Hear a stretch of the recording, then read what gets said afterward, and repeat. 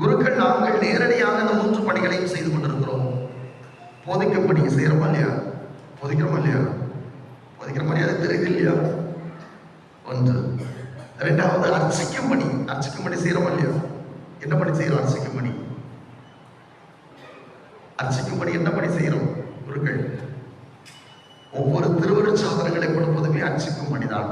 அது திருமுழுக்காக இருக்கலாம், புறவாக இருக்கலாம், திருமணமாக இருக்கலாம், உறுதி பூசுதலாக இருக்கலாம். எல்லா திருவருட்சாதனங்களுமே அர்ச்சிக்கின்ற பணியாக, அதாவது புனிதப்படுத்துகின்ற பணியாக தரப்பட்டிருக்கிறது.